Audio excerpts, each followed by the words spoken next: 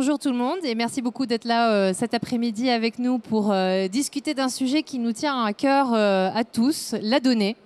Donc à partir de comment on la récupère, d'où on la récupère, comment on l'analyse et comment on la protège. Et c'est vraiment quelque chose qui est devenu multimilieu aujourd'hui. Ce sont des senseurs qui arrivent de plusieurs milieux et comment pouvoir fusionner toutes ces données et qu'est-ce qu'on en fait aussi. Donc pour pouvoir discuter de ces sujets très importants, j'ai avec moi aujourd'hui un panel d'experts très variés. Donc je suis ravie de pouvoir vous présenter à mes experts dès tout de suite. En fait, je vais commencer avec le commandant Xavier Bagot, chef du bureau numérique de l'état-major de la Marine. Merci d'être venu aujourd'hui, commandant. C'est un plaisir de vous avoir avec nous. Ensuite, à ma droite, je suis ravie d'avoir pour la première fois sur un panel cette semaine une femme en ma compagnie, Iman Daou, responsable de la cybersécurité, de la protection des données et de la résilience des services.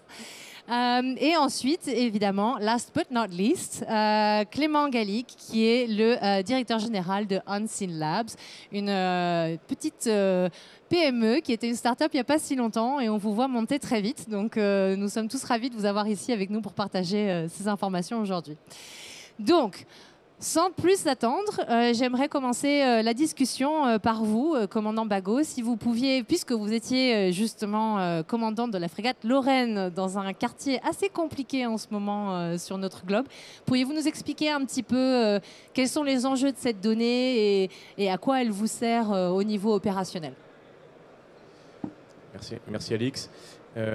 Oui, donc j'étais effectivement commandant de la FREMDA Lorraine jusqu'à cet été.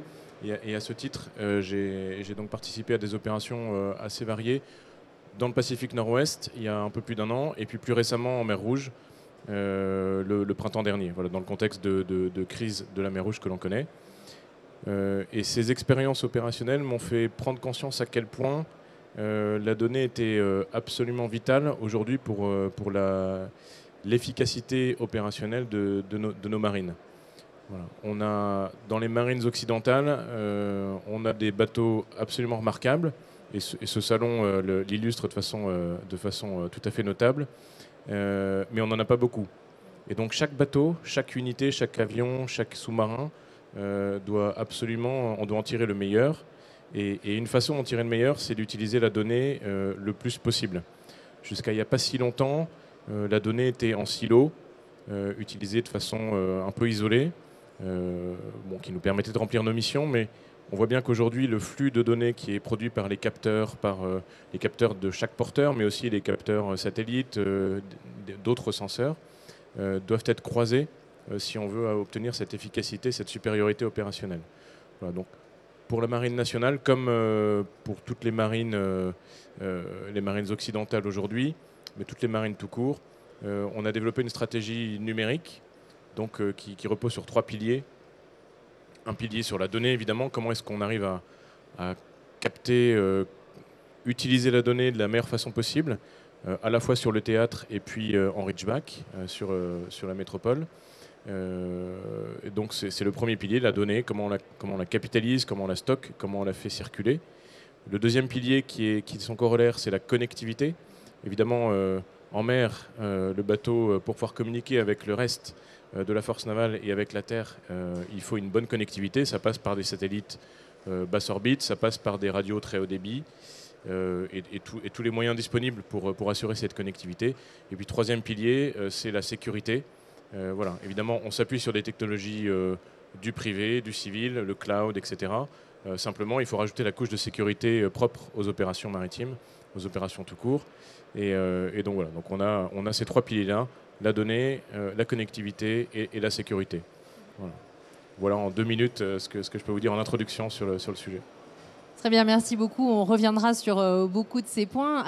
Peut-être juste un point de précision. Donc, quand vous parlez de la stratégie, on parle de la stratégie Signal, c'est bien ça? Oui, stratégie Signal, donc supériorité informationnelle pour la guerre navale, Signal, voilà, qui est la nouvelle stratégie de la Marine nationale qui porte tous ces projets autour de la donnée. Et cette stratégie, elle a été développée quand? Et quels ont été un peu les facteurs qui ont poussé la Marine nationale à développer cette stratégie?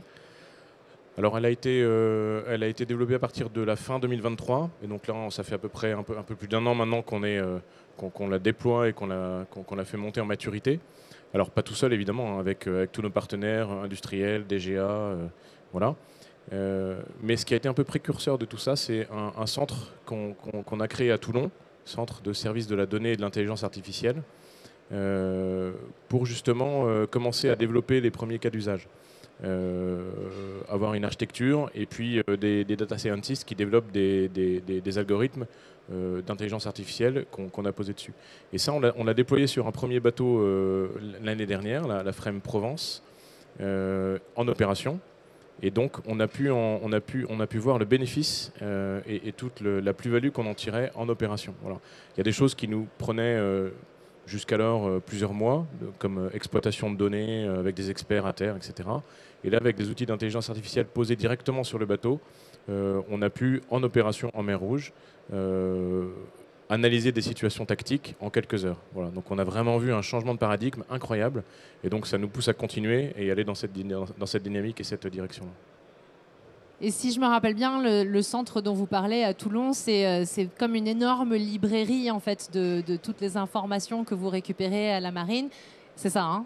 Alors, en fait, c'est un laboratoire où on développe une structure, une infrastructure qui permet de collecter les données issues des capteurs du bateau, de son système de combat et de ses capteurs, et puis ensuite de poser des algorithmes d'intelligence artificielle ou autres dessus pour les utiliser. Donc, à terre, c'est effectivement, on a collecté des données pour commencer à travailler dessus, mais surtout, on a développé l'architecture qui permet de déployer ça sur les navires.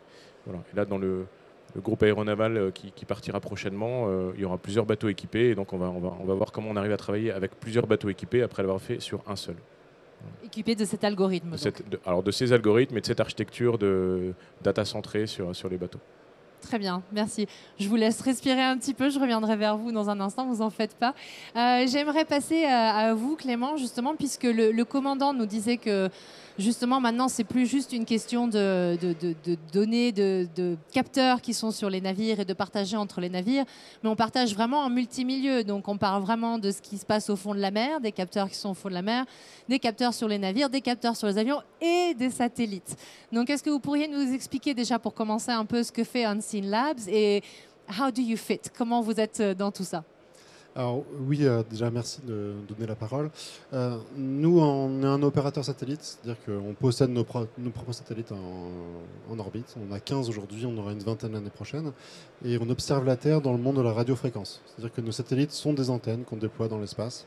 Et ce sont des antennes qui peuvent recueillir et capter les signaux radiofréquences émis par différents émetteurs, les localiser et les suivre dans le temps. Ça nous permet de pouvoir suivre des émetteurs et des mobiles sans qu'il n'ait de balises volontaires à bord. C'est-à-dire qu'aujourd'hui, on fait l'assurance maritime. Aujourd'hui, 100% du métier d'Unseen Labs, c'est l'assurance maritime. Dans le monde des bateaux, il y a des balises qui s'appellent l'AIS, qui sont à bord des navires et qui renvoient la position, le nom, le propriétaire, la destination, tout ce que vous voulez. C'est une balise qu'on peut couper très facilement quand on est à bord du bateau. Et à partir de là, si on coupe cette balise, on disparaît, j'ai envie de dire, des moyens de solutions classiques, des solutions classiques de suivi. Nous, on continue à avoir les bateaux même lorsqu'ils n'ont pas de balise, parce qu'on suit d'autres types d'émetteurs à bord. Donc voilà, donc c'est vraiment le cœur de notre métier. On produit des données satellitaires de position de navires et de mise en avant de navires non déclarés. Et à partir de là, on en dérive toute une série de services adaptés au milieu maritime, aussi bien aux problématiques de sécurité-défense que des problématiques privées. Ce n'est pas forcément les mêmes missions, les mêmes besoins. Et donc là, nous, on adapte un service, on adapte une capacité pour, en fait, la mission d'Unseen Labs, c'est répondre aux questions de nos clients. C'est pas forcément de noyer sous une quantité de données, peut-être qu'on en parlera après de la problématique RH, mais si on livre uniquement la donnée brute, la donnée non analysée, la donnée non traitée, on peut noyer quelque utilisateur que ce soit sous le volume d'infos à traiter. Donc c'est pour ça que nous, on essaie de descendre jusqu'au niveau service et utilisation. Ça, c'est pour le point de ce qu'on fait. Sur les nouveaux types de capteurs, en fait, là, on parle tous de renseignement. Globalement, on veut des situations de renseignement aujourd'hui sur les mers ou ça peut être ailleurs. Chaque niveau de capteur a son intérêt. Il ne faut pas opposer une solution à une autre. Il ne faut pas dire attendez, j'ai un drone donc j'ai pas besoin de bateau, ou j'ai un bateau donc j'ai pas besoin de satellite, ou alors j'ai un sous-marin. Enfin, ça marche pas comme ça. C'est vraiment chaque niveau de renseignement a son intérêt. Ça peut être l'un va être plutôt stratégique, l'autre plutôt tactique, etc. L'un va voir à 50 km, l'autre va voir à 1000 km. Et là, la partie spatiale permet vraiment en fait, d'avoir une hauteur de vue. C'est-à-dire que nous, les données qu'on recueille sur un terrain d'opération, c'est sur un terrain qui va faire 500 km par 500 km. Donc, ça peut être très éloigné autour du point d'intérêt principal de nos utilisateurs. C'est-à-dire qu'on peut anticiper des problématiques ou des dangers 250-300 km avant qu'elles se produisent. Évidemment, à 2 km, vous allez avoir les radars et l'électronique du bateau qui va être bien plus efficace que ce qu'on fait. À 30 km, un drone sera peut-être très bien. Donc ça pour dire que c'est vraiment de la fusion de capteurs, de la fusion d'analyse, de la fusion de données, et c'est comme ça qu'on a une situation maritime complète. Complète. Très bien, merci. Et si je me rappelle bien aussi, c'est une question de... Là où vous êtes très important, en tout cas une des missions sur lesquelles vous êtes les plus importants, c'est que justement cette balise AIS peut être éteinte sur le navire, parce qu'à la base c'est quelque chose de volontaire en fait, d'émettre ce signal. Et c'est quelque chose qui est fait souvent quand on fait il y a des activités en mer qui sont illicites. Et quand cette balise n'est plus allumée, on n'a plus moyen d'identifier le navire, c'est ça? Alors, c'est vraiment ça. Alors après, il y a un bateau qui coupe sa balise. Alors, des fois c'est des différences du système aussi. Donc, faut pas, des fois, ça marche plus une balise à bord. Donc là, le bateau va disparaître du suivi de balise, mais ce sera involontaire. En fait, ça apporte un faisceau d'indices quand un bateau coupe une balise et travaille sur un terrain. Ça apporte un faisceau d'indices sur peut-être qu'il faut regarder ce qu'il fait. Il y a des endroits du monde, l'Asie du Sud-Est, où beaucoup de bateaux coupent leurs balises. Et c'est pas forcément pour faire des choses illégales. C'est des fois juste pour pas être embêté par un voisin un petit peu perturbant qui va venir vous empêcher de travailler. Et donc c'est juste pour être un peu au calme. Il y a d'autres endroits du monde où c'est très, très clair. Nous, on le voit sur nos analyses, en fait, on fait du suivi de bateaux, on fait de la corrélation balise Unseen Labs. Donc souvent, on arrive à avoir un bateau qui avance, on a la balise associée. Un jour, la balise disparaît. En fait, et là, on arrive à démontrer que le bateau va travailler dans des zones interdites, donc souvent de la pêche illégale, et va revenir. Donc c'est vrai qu'on peut faire un lien quasi direct entre l'absence de balises et le trafic illégal. La réalité est un petit peu plus complexe que ça. C'est pour ça qu'on a besoin d'experts aussi. Typiquement, surveillance maritime en France est faite par la marine, parce qu'ils ont d'autres moyens que du Unseen Lab, parce qu'ils ont d'autres choses pour confirmer ou infirmer. Mais oui, on cherche de l'activité légale. D'accord, merci beaucoup. Commandant, vous vouliez ajouter quelque chose? Oui, alors déjà, on travaille beaucoup avec Unseen Labs pour la surveillance maritime. On voit bien que l'analyse du spectre électromagnétique depuis l'espace, ça permet d'avoir beaucoup de choses. En mer Rouge, par exemple, beaucoup de bateaux coupent leur AIS pour des questions de sécurité. Pour autant, les outils parviennent à cibler un certain nombre de navires. Donc on voit bien qu'il y a d'autres moyens que l'AIS de connaître la position.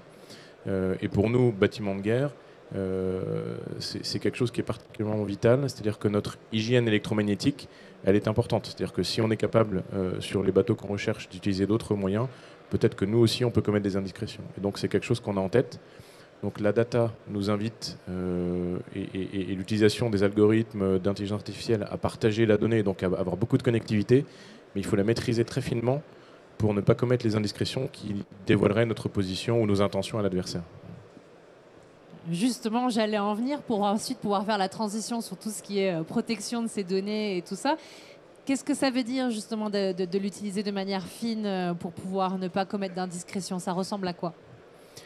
Eh bien, ça veut dire qu'il faut choisir les outils de communication qu'on utilise.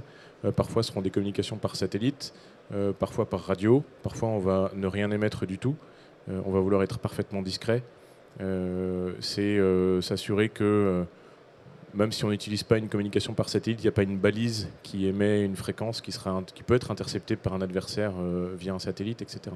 Donc c'est connaître tout ce qu'on émet dans le spectre électromagnétique de façon extrêmement fine et l'utiliser à bon escient et en conscience. Voilà. Ne pas avoir une indiscrétion non maîtrisée. Voilà. D'accord, très bien, merci beaucoup. Du coup, je voulais en venir à vous, Iman. Justement, vous êtes responsable de tout ce qui est cybersécurité et protection des données. forcément, quand on parle de connectivité, quand on parle de partage, quand on parle de travailler sur plusieurs capteurs, il y a un peu cette question de qu'est-ce qui se passe si quelqu'un vient trouver ma donnée et vient l'utiliser ou l'usurper. Donc vous travaillez aussi pas mal sur tout ce qui est domaine maritime, la menace cybersécurité aussi, un petit peu le panorama. Est-ce que vous pourriez nous donner un petit peu une idée justement de à quoi ça ressemble?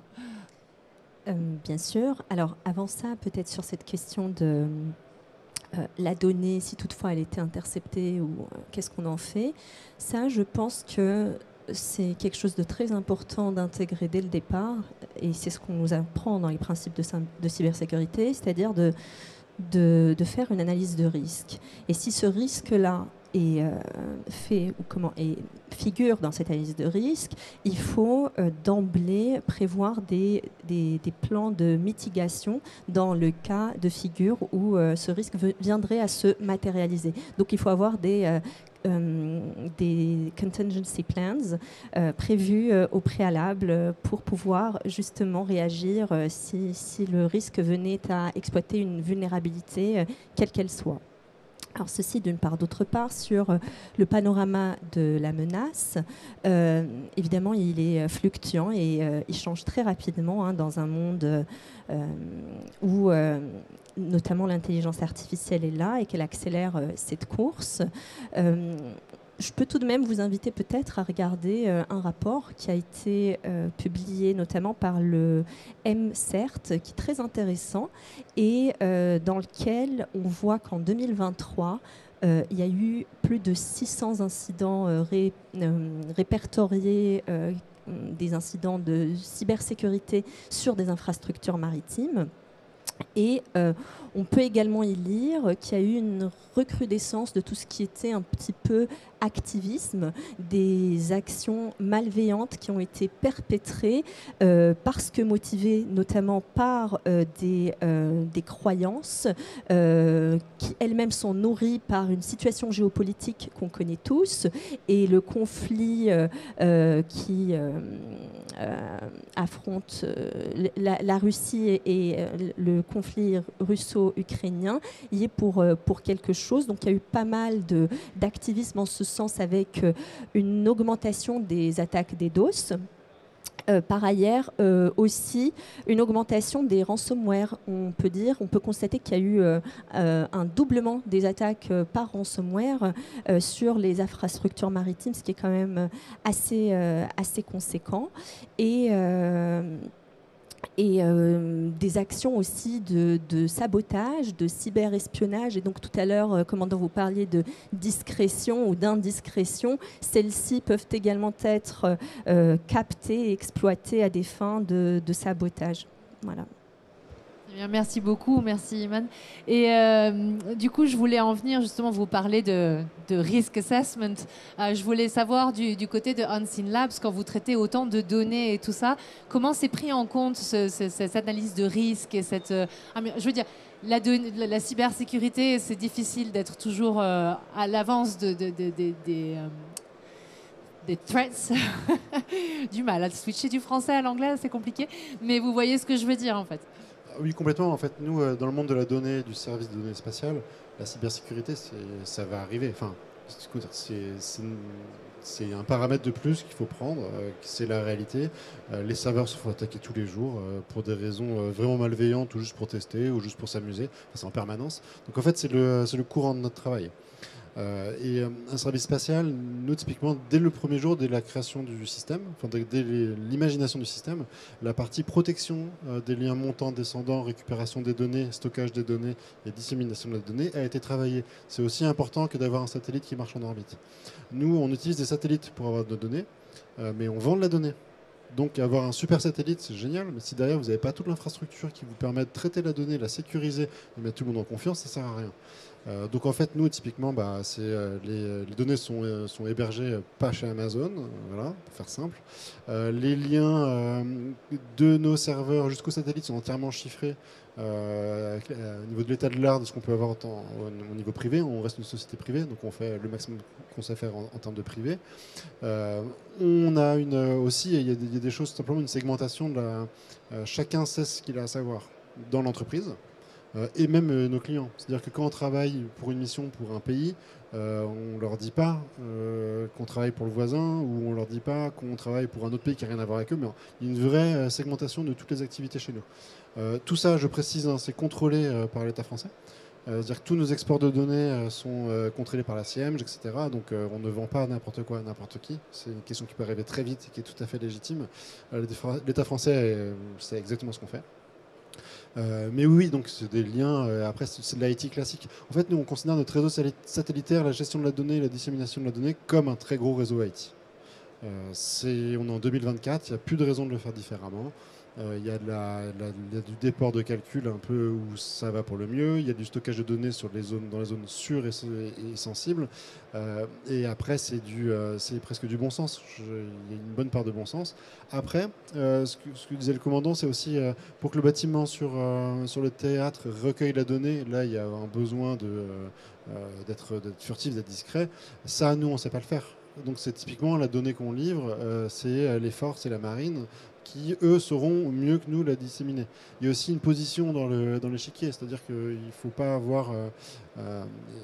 il y a beaucoup de choses qu'on fait bien moins bien que les forces. Et typiquement, le lien chiffré entre la SAT de la marine, c'est pas notre job et la marine le fait bien mieux que nous.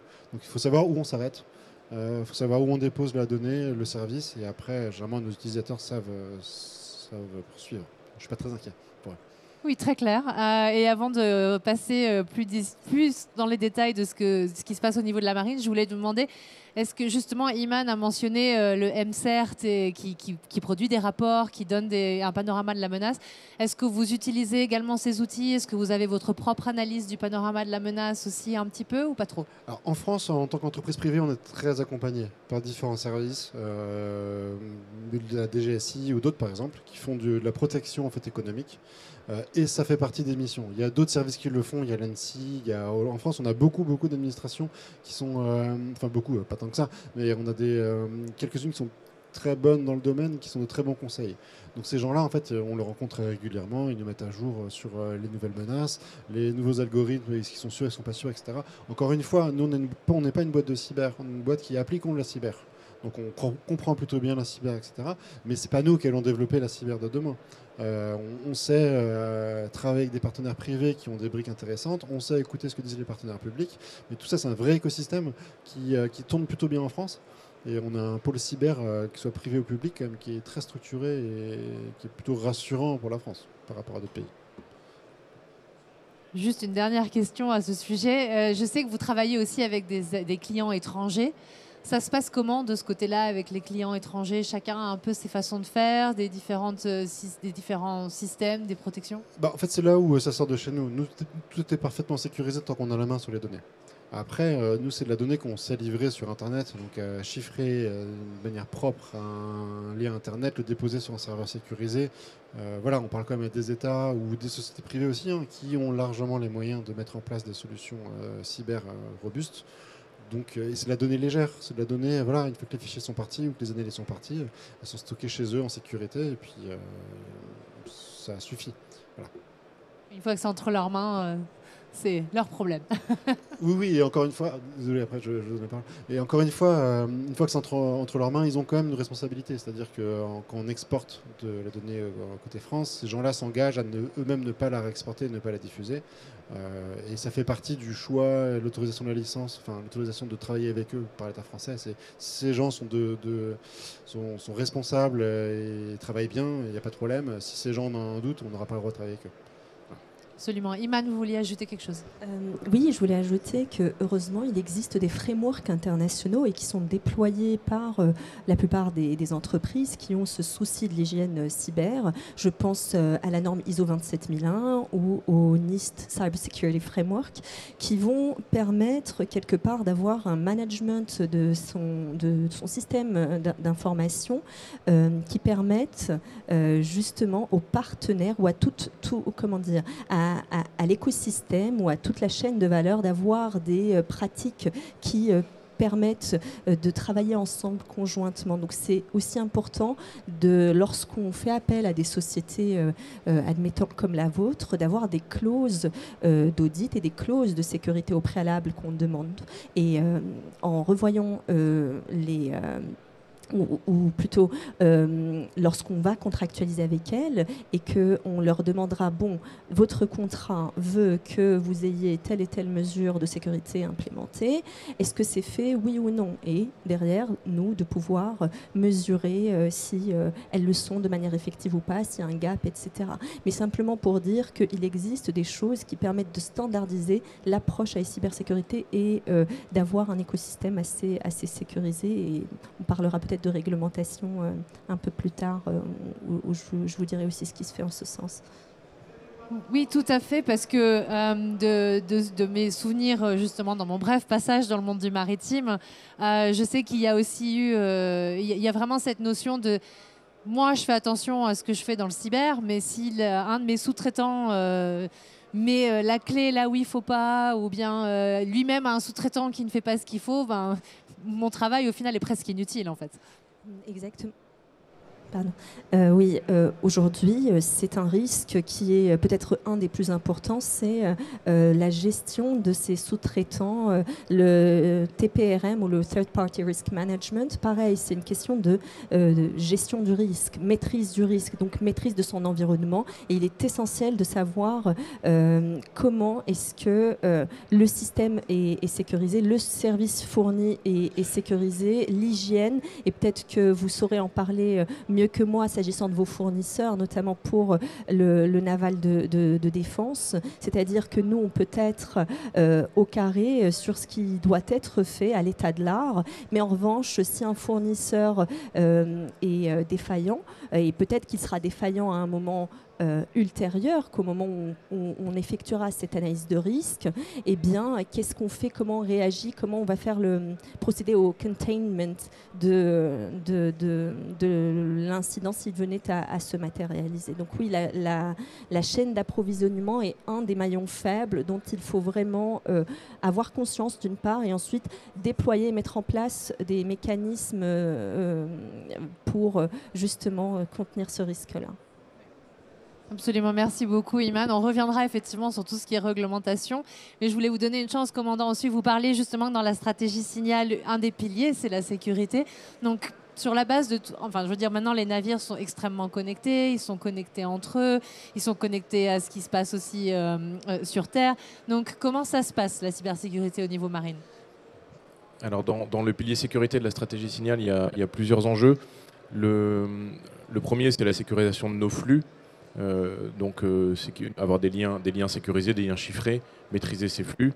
Ça, c'est quelque chose qu'on fait depuis des années et qu'on fait plutôt bien.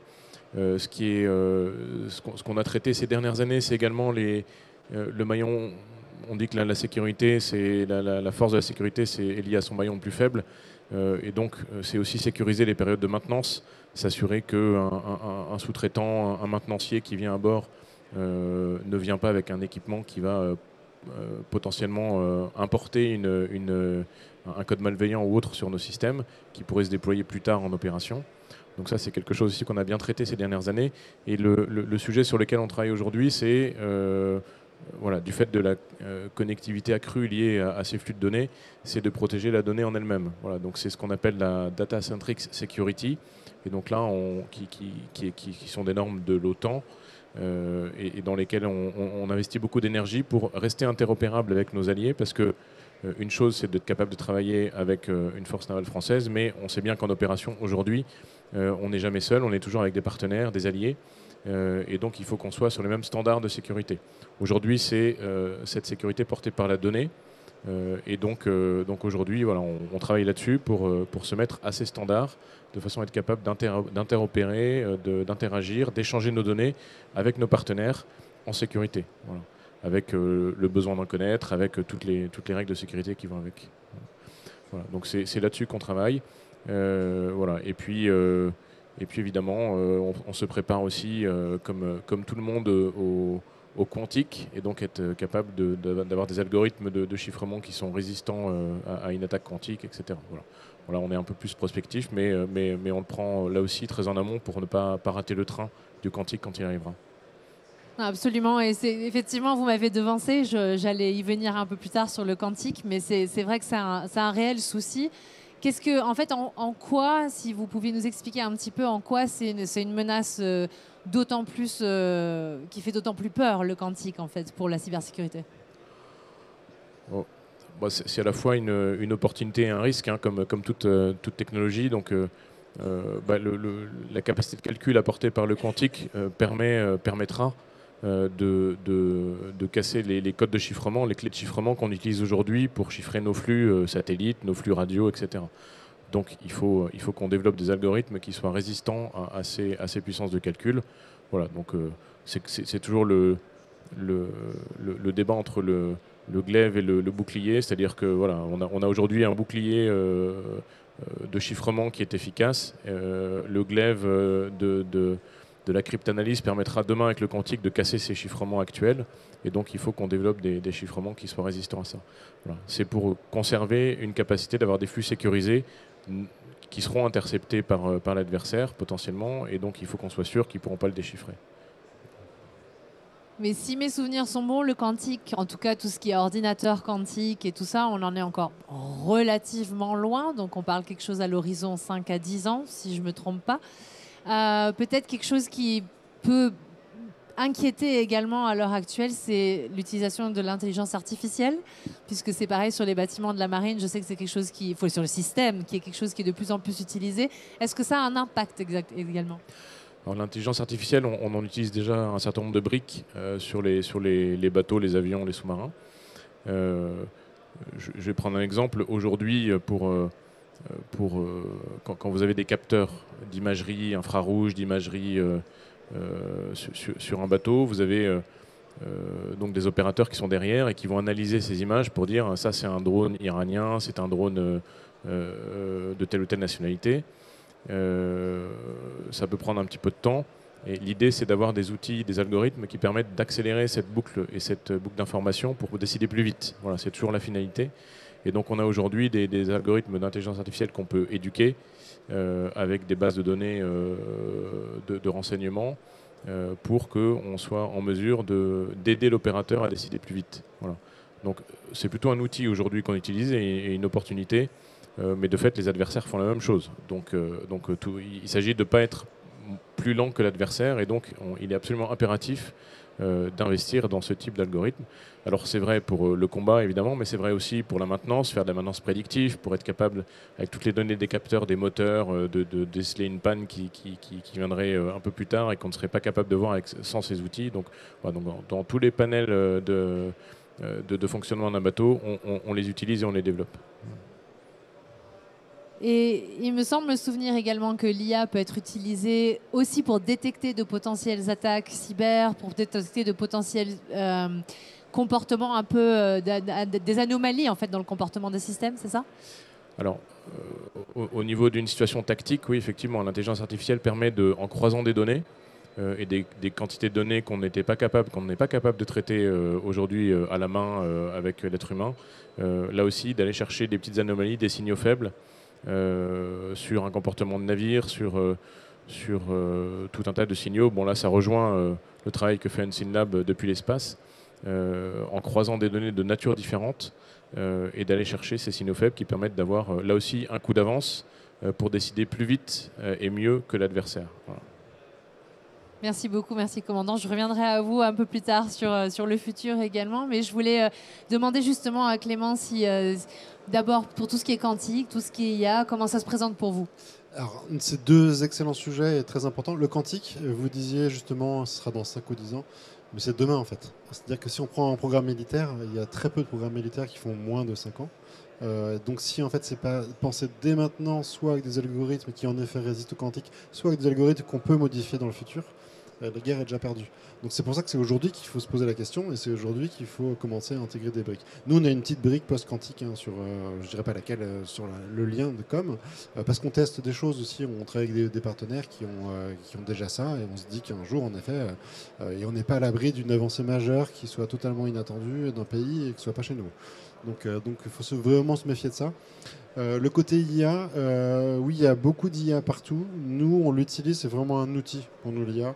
On n'est pas une boîte d'IA. Vous ne verrez jamais marqué une Synapse IA, machin truc. C'est un outil. Nous, on fait du traitement du signal. En traitement du signal, il y a des algorithmes qui sont très performants, des algorithmes, je veux dire, classiques, qui sont extrêmement performants, plus performants que de l'IA. Il y a des briques qui sont très bien faites par l'IA. Donc, il s'agit d'utiliser ça au bon endroit. Au bon moment pour avoir une chaîne complète. Parce que nous, vraiment, encore une fois, ce qui nous intéresse, c'est la chaîne complète. C'est pas améliorer une sous-partie de notre chaîne de 0,1%. On n'a aucun intérêt si la brique d'après n'est pas plus performante. Donc nous, on a vraiment on est consommateur de ça. Alors on a des branches, on a des gens qui savent faire de l'IA chez nous, mais c'est pas le cœur de notre activité. Nous, on comprend les systèmes, on sait comment les appliquer, et en fait, on va piocher le bon modèle ou la bonne brique techno, que ce soit de l'IA ou autre chose. Et un des enjeux, justement, est de comparer. Est-ce que classiquement ça marche mieux? Est-ce que l'IA c'est mieux? Et prendre le meilleur des deux mondes. Donc c'est plutôt de ça notre position. Mais après, dans l'optique, il y a beaucoup plus d'applications d'IA. C'est tellement les exemples que vous donniez sont incroyables. Enfin, on a tous vu en live des analyses de centaines de milliers d'images qui sont faites en quelques minutes ou en quelques secondes. Oui, ça fait gagner du temps, c'est sûr. Merci beaucoup. Et je voulais revenir justement à vous, Iman, tout d'abord pour vous laisser une opportunité de rebondir sur tout ça. Oui, absolument. Alors, sur l'intelligence artificielle, en tout cas appliquée à la cybersécurité, évidemment, il y a énormément de solutions aujourd'hui qui vont leverager l'IA. Et c'est très bien parce que ça permet d'avoir justement cette rapidité d'action. On va pouvoir avoir des capacités améliorées de détection, de réponse, d'automatisation aussi. Mais derrière, ça veut dire une augmentation de la surface d'attaque. Donc encore une fois, analyse de risque. On est conscient de ce risque-là. Qu'est-ce qu'on fait pour s'en prémunir lorsqu'il va se matérialiser? Parce que par définition, il va se matérialiser. Alors surtout s'agissant des LLM, on sait qu'ils sont craquables. Que se passera-t-il? La question, c'est d'avoir un contingency plan, encore une fois, pour pouvoir réagir le moment opportun. LLM Large Language Models. Voilà. Je voulais pas vous interrompre, mais c'est vrai que c'est pas du tout mon domaine. Du coup, LLM, je me suis dit, non, ça ne me parle pas. D'accord. Et au niveau du quantique aussi, est-ce que vous avez eu l'opportunité de voir un petit peu passer des choses ou pas trop encore? En réalité, s'agissant du quantique, il y a deux écoles. Celle qui est alarmiste, celle qui, et attention, je ne prends pas parti, celle qui dit que c'est demain et qu'il faut s'en prémunir, et puis d'autres qui disent de toute manière, lorsqu'on en sera là, c'est qu'on aura forcément les moyens de pallier à ce risque-là, si je puis dire, ou si je puis l'appeler comme ça. Après, bon, peut-être, je vous invite à aller voir la feuille de route d'IBM sur le quantique, et à ce moment-là, oui, peut-être, on peut prendre parti et se positionner un peu comme vous en se disant oui, c'est demain. Écoutez, moi, le quantique, c'est pas forcément ma spécialité, mais simplement ce que je sais, c'est qu'il y a un post-quantic cryptography qui est en cours et que des choses sont faites. Et j'espère que... Alors oui, en revanche, ce qu'il faut savoir, c'est qu'aujourd'hui, évidemment, on collecte des données, c'est-à-dire on les collecte, et demain, lorsqu'on aura la clé pour déchiffrer ces données, notamment grâce au quantique, et aujourd'hui, les plus avancés dans le quantique, ce sont les Chinois, qu'on se le dise, puisque, alors certains disent c'est les Américains, mais quand on voit la liste des experts dans le monde qui font du quantique, eh ben... Ils sont tous en Chine, la plupart, la majorité. Quand je dis la majorité, c'est la grande majorité. Donc ça aussi, d'un point de vue géostratégique, qu'est-ce que ça veut dire? C'est un autre débat. Voilà. Non, c'est très intéressant, effectivement, parce que c'est vrai qu'on entend beaucoup dire que ça se passe tout aux États-Unis. C'est peut-être presque une habitude, on va dire, mais effectivement, je ne savais pas que c'était en Chine où il y avait le plus d'experts. Et vous avez mentionné tout à l'heure justement un peu les règlements, les réglementations et tout ça pour tout ce qui était cybersécurité. Donc je voulais vous donner l'opportunité de nous expliquer un petit peu aussi de quoi il s'agit. Absolument, il y en a plusieurs. Tout à l'heure, commandant, vous parliez interopérabilité, voilà, j'y arrive. Il s'agit effectivement d'avoir cette interopérabilité-là, mais aussi une harmonisation des pratiques, une harmonisation de la lecture, et peut-être sur un modèle OTAN, l'Union européenne voudrait avoir la même approche, c'est-à-dire avoir des États-nations dont les OSE ou opérateurs de services essentiels ont la même approche, la même gestion de leur cybersécurité pour atteindre un niveau de résilience commun, puisque, encore une fois, aujourd'hui, on est tous vulnérables face à la menace cyber. C'est la première, d'ailleurs, sur la liste. Et aujourd'hui, on entend beaucoup parler, en France et en Europe de manière générale, de NIS 2, la directive NIS 2 pour Network Information Security, qui d'abord en 2016 a été publiée dans sa première version, et puis de nouveau récemment avec une entrée en vigueur en octobre 2024, et qui, elle, encore une fois, va donner des lignes directrices pour demander à une typologie d'acteurs qui sont listés de se mettre à niveau, au moins d'avoir certaines mesures implémentées. Et parmi, évidemment, ces acteurs, on va avoir tout ce qui est secteur maritime, mais également les ports et leurs fournisseurs, leurs fournisseurs critiques. Donc, admettons, moi je ne sais pas si vous êtes oui ou non concerné par la directive NIS 2, mais si vous avez des clients qui sont, eux, considérés comme OSE et que vous êtes un de leurs fournisseurs critiques, et bien par ricochet, cela va s'appliquer à vous aussi. Donc vous serez dans l'obligation d'avoir ces mesures de sécurité implémentées, et il y aura également forcément des clauses d'audit aussi. Donc vous serez très certainement à la fois audité, accompagné certainement par l'ANSSI, par exemple, si elle en a les moyens humains, et sanctionner, hélas, si jamais il y a un manquement. Voilà sur la réglementation. Il faut savoir qu'aussi, il y a la LPM, la loi de programmation militaire en France, qui va venir aussi donner un cadre, des directives, accorder des moyens, les octroyer, et se fixer des objectifs. Bon, ce sont des feuilles de route un petit peu moyen-termiste, si je puis dire. Il faut voir justement cette vision. Et peut-être, ça me revient, on parlait d'interopérabilité, d'harmonisation, mais il y a également, et ça rejoint ce que je disais en premier lieu, le fait qu'il y ait des frameworks internationaux qui sont déployés et qui sont, quelque part, si je puis dire, la Bible. Je pense à l'ISO 27001. Si on les a déjà en place, implémentés, c'est déjà une bonne chose. Ça rassure tout l'écosystème, parce que finalement, le régulateur européen s'inspire aujourd'hui des guidelines qu'on a dans ces frameworks-là. Et puis, bon, il y a la stratégie Signal que vous avez mentionnée. Et puis, il y a l'OIM aussi, qui va avoir des orientations pour inciter le secteur maritime à mettre en place certaines mesures de cybersécurité pour se prémunir justement de ces attaques. Merci beaucoup, Iman, pour ce panorama des réglementations. Je voulais, avant de passer aux conclusions, parce que malheureusement le temps passe très vite, je voulais donner une occasion à Clément de répondre peut-être à ce que disait Iman. Alors, on est ravis de savoir qu'on va avoir de nouvelles réglementations et des sanctions derrière, c'est parfait. Non, après, il faut faire ça, mais il faut le faire intelligemment, dans le sens où en Europe, on aime beaucoup les sanctions. Et voilà. Donc, avant de sanctionner, il faut échanger et trouver un système qui fait qu'on ne va pas, déclasser une partie de l'industrie par trop de réglementation. Je suis loin d'être contre la réglementation, très honnêtement. Non, mais je dis ça très honnêtement, parce qu'avoir la France qui me donne des licences d'export pour travailler avec des clients, ça met tout le monde à l'aise. Donc c'est une réglementation qui me va très bien. On peut peut-être la simplifier dans le process, mais c'est très bien d'avoir quelqu'un qui regarde ce que vous faites et qui le valide. Faut juste garder en tête, faisons attention à ne pas surréglementer et pas à créer des nœuds qui font que tout le monde est perdant à la fin. Mais je crois que les sujets sont très clairs et de toute façon ils sont là. Et en effet, quand on parle d'une chaîne, on revient un petit peu à ce que vous disiez au début, c'est une chaîne complète. S'il y a une défaillance dans la chaîne, tout est perdu. Donc autant qu'on ait tous les mêmes normes et qu'on ait tous les mêmes enjeux et les mêmes problématiques pour les travailler ensemble. Voilà. Merci beaucoup. Donc, je voulais revenir vers vous, commandant, par rapport. D'abord, vous donner une chance de rebondir peut-être sur ce qui a été dit, et puis peut-être pour conclure également, si vous pouviez nous dire, Iman parlait de feuille de route justement.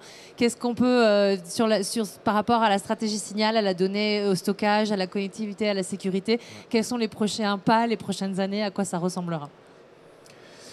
Alors, les prochains pas, c'est continuer ce qu'on a commencé à déployer. Et donc là, les prochains déploiements opérationnels vont nous permettre de continuer à avancer à grands pas dans ces domaines-là. L'objectif étant de développer des algorithmes qui permettront, voilà, on l'a dit, hein, les données, le flux de données augmente de façon quasiment exponentielle avec l'ensemble des capteurs, etc. Du coup, la charge cognitive dans un central opération d'un bâtiment de combat aujourd'hui ou d'un pilote de chasse ou dans un sous-marin, elle augmente considérablement. Et donc il faut qu'on arrive à déployer des algorithmes qui permettent de décharger l'opérateur pour qu'il se concentre sur sa décision militaire et pas être saturé par tout un tas de données. Aujourd'hui, un chef de centrale opération sur un bateau, il a une dizaine d'écrans devant lui. On voit bien qu'au combat, c'est compliqué de le suivre. Voilà. Donc la charge cognitive est totalement saturée. Et donc il faut qu'on arrive à continuer à développer ces algorithmes pour le soulager, l'aider à décider plus vite et surtout décider plus sainement et dans les bonnes conditions. Voilà. Il y a d'autres champs d'application de l'intelligence artificielle. On a parlé de l'imagerie, le domaine du son également. Donc il y a des choses qui sont qu'on transpose du monde civil, par exemple le speech to text. Voilà, dans un central opération, vous avez beaucoup de fréquences de lutte, de défense aérienne, de lutte anti-sous-marine, etc. Aider les opérateurs qui ont parfois 2-3 fréquences dans les oreilles à traduire ça en texte pour l'aider à décider, ça fait partie des pistes qu'on explore. Un autre champ d'application dans le son également, là c'est purement militaire, c'est l'analyse des sons en lutte anti-sous-marine. Vous avez tous vu le film de Chant du Loup avec les oreilles d'or. Voilà, essayer d'aider les oreilles d'or à reconnaître les sons de façon plus sûre, plus rapide, plus précise. Voilà. Et donc tout ça, on l'explore là aussi pour décharger la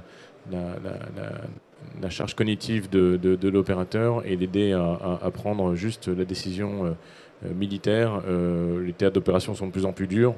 Il faut décider de plus en plus vite. Voilà. Et quand il faut décider d'engager sur un drone, un missile ou autre, eh bien, il faut avoir du temps de cerveau disponible et qu'il ne soit pas accaparé par le reste. Voilà. L'intelligence artificielle et la stratégie de données et signal est là pour ça. Je n'allais pas poser la question là-dessus parce que c'est probablement le sujet de toute autre table ronde, mais je ne peux pas m'empêcher de vous demander, pour ceux qui disent que justement l'intelligence artificielle va retirer le métier de personnes comme les oreilles d'or, est-ce que c'est vrai ou est-ce que on est vraiment dans le domaine de la science-fiction? Alors, je pense qu'il y a des métiers qui vont évoluer, ça immanquablement. Ça ne remplacera probablement pas les métiers, mais ça va les recentrer sur la partie la plus haute de leur technicité, en les déchargeant des parties les plus automatisées, enfin qui peuvent être automatisées. Voilà. Maintenant, voilà, l'homme apportera sa plus-value toujours, parce qu'il y aura toujours voilà, le glaive et le bouclier. L'adversaire ira chercher des choses plus techniques, plus discrètes, plus silencieuses, et là l'homme apportera sa plus-value, mais en se déchargeant du reste, et c'est là que l'intelligence artificielle intervient. Mais ça fait changer, évoluer le métier, faire peut-être plus de technicité, à une plus haute valeur ajoutée. Voilà. Est-ce que ça fait disparaître certains métiers? Peut-être. Dans le monde militaire, je pense que c'est plutôt des évolutions de métiers qui vont intervenir. Oui, exactement. On en verra. Il y en a peut-être certains qui disparaîtront, mais d'autres qui apparaîtront au fur et à mesure. Exact. Merci beaucoup. Et je voulais vous donner également une chance à tous les deux de conclure notre table ronde d'aujourd'hui. Donc, je vais peut-être commencer par vous, Clément, si vous voulez nous dire un petit peu quel est le futur, qu'est-ce qu'on peut attendre de vous dans les prochaines années. Alors, côté Unseen Labs, le futur il est très clair. On a annoncé en début d'année la deuxième génération de satellites qu'on allait envoyer à partir de 2026, qui seront capables de faire de la surveillance maritime, mais aussi la surveillance terrestre, aérienne et spatiale. Donc en fait, on va juste élargir nos capacités, même technologie, mêmes objectifs, mêmes besoins, mais sur beaucoup plus d'émetteurs répartis physiquement partout. Donc là, on aura de plus en plus de sujets du coup de captation de données, de livraison de services, etc. Et juste pour terminer en une seconde, je pense que comme le plus important, c'est ce que disait le commandant tout à l'heure, c'est qu'à la fin, que ce soit pour des missions de défense, de sécurité, ou pour de la compagnie privée, il faut garder en tête que nous, fournisseurs de services et de données, devons leur faire gagner du temps. Et vraiment, c'est comme ça qu'on définit un produit, c'est comme ça qu'on sait que la mission est réussie. Abreuver, parce qu'on l'a vécu aussi avec certains utilisateurs, on les abreuvait de données, ils nous disaient qu'on est capable de tout ingérer, vous inquiétez pas, on envoie la donnée. Un mois plus tard, en fait, les gens n'ont rien compris, ce qui est normal. Donc il y a vraiment cette phase-là, il faut garder en tête que l'objectif final de tout ça, c'est qu'on soit plus performant sur les mers ou aux endroits où on veut agir, et que toute la chaîne doit faire en sorte d'être plus performante et travailler ensemble. Une question rapide. Qu'est-ce que ça veut dire faire gagner du temps à vos utilisateurs de votre côté? C'est designer un produit qui correspond aux besoins de l'utilisateur. Si c'est cette information qui l'intéresse, pas besoin de lui envoyer 12 gigas de données qui contient l'information, on lui envoie l'information. Voilà, c'est ce genre de choses. Et ça, c'est plus compliqué que ça en a l'air. Il faut bien se comprendre. J'imagine, absolument. Merci beaucoup Clément. Iman, je vous laisse le mot de la fin. Eh bien, écoutez, je dirais peut-être, nous, en tout cas, dans les métiers du conseil, on dit souvent que la cybersécurité devrait être un business enabler. Et c'est-à-dire que l'objectif pour nous, c'est d'accompagner les organisations dans l'atteinte de leurs objectifs. On n'est pas là pour faire de la sécurité pour en faire simplement. Non, ça doit être fait de manière intelligente. Vous disiez tout à l'heure, s'agissant de la conformité, évidemment, il ne faut pas que ça casse les pieds de tout le monde. Au contraire, il faut qu'elle soit réfléchie, malléable et qu'elle s'adapte aux besoins, en l'occurrence là, de l'industrie ou du domaine naval. Et justement, ce qu'on peut constater, c'est que les frameworks aujourd'hui tels qu'ils sont, et ils sont très bien, dans un cadre naval de défense où le temps compte et on ne peut pas rajouter des surcouches sur des surcouches de sécurité, il faut être rapide, et bien peut-être repenser ces frameworks-là. D'où l'intérêt d'être accompagné vraiment par des acteurs en qui on peut avoir confiance et qui vont apporter ou proposer des approches un peu différentes, peut-être une architecture différente en multicouche avec de la defense in depth, avec de la réduction de surface d'attaque, avec aussi une indépendance vis-à-vis de ces fournisseurs et prestataires en tant que faire se peut. Donc oui, il s'agit aussi pour nous praticiens de la cybersécurité de prendre en compte les enjeux qui sont ceux-là, prendre en compte l'objectif stratégique qui est régalien dans ce cas précis et faire en sorte de permettre à nos armées d'avoir des systèmes à la fois secure by design, ethic by design, mais dans une logique peut-être différente de ce qu'on peut retrouver dans l'industrie par ailleurs. Merci beaucoup. Oui, je retrouve vraiment aussi un thème qui passe sur beaucoup de sujets, qui est vraiment celui de « il n'y a pas une solution pour tout le monde ». C'est vraiment au cas par cas, en fonction des missions, en fonction des besoins, en fonction de la souveraineté. Donc, écoutez, j'ai hâte de voir un petit peu comment tout cela va évoluer dans les prochaines années. En tout cas, merci beaucoup à vous trois d'avoir été avec moi aujourd'hui. Merci beaucoup à l'audience d'avoir été avec nous et de nous avoir écoutés. Et puis, je vous souhaite à tous un excellent reste de salon et merci encore.